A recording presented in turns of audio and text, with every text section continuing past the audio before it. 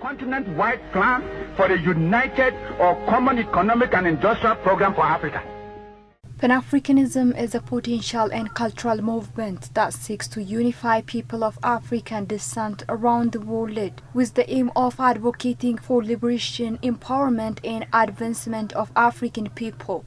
Its roots are deeply tied to the experiences of African peoples under colonialism. According to historians, the formal Pan-African movement began with the first Pan-African Congress in London in 1900. It aimed to address the issues of colonialism, racism, and the oppression of black people, particularly in Africa and the Americas. A renewed historian, Ayele Bekery, in this regard notably goes through the prospect of merits and paths of Pan-African movements in the past. By the formation of the Organization of African Unity, we were witnessing the transition of the Pan-African movement from people-centered movement to the institution-centered movement. In other words, people started the Pan-African movement. Even the first, from 1900 to 1945, all the congresses and conferences that were conducted, they were led by people who were volunteering, who were committed to the principle of Pan-Africanism, and thereby getting together every 2 years or every 3 years or every 4 years from 1900 to 1945.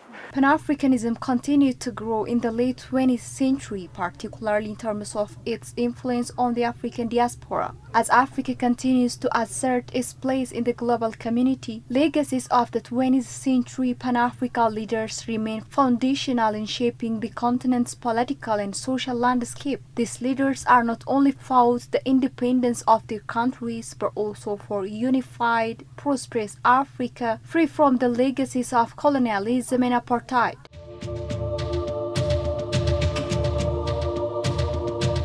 In recent years, Pan-Africanism has evolved to address new challenges. The African Union, founded as the successor of the African Organization Unity, has aimed to strengthen continental integration and cooperation. Organization of African Unity was established in May 25th, 1963. It's been almost 62 years now.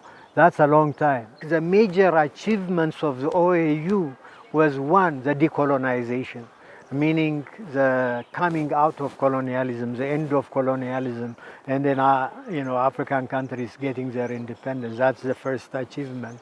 The second achievement was dismantling apartheid. Professor Ayele emphasized the importance of recalling the values and leadership approach of the past African leaders, urging today's leaders to seek inspiration and guidance from the continent's rich and diverse ancestral history. The former leaders have taken risks to go beyond simply having political independence, and then to think in terms of the larger picture, to think of Pan-Africanism, to think of uniting Africans.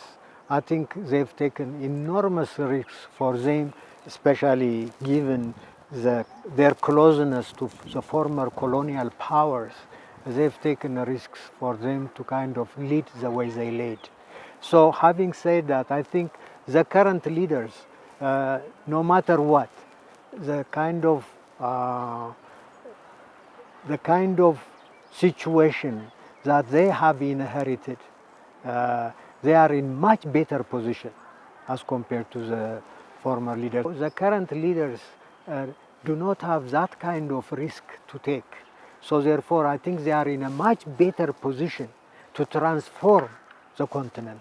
They are in much better position to bring about change, and so that change would benefit the people. Pan-Africanism has undergone significant evaluation since its inception, where its core values of unity, solidarity, and empowerment for people of African descent remain central.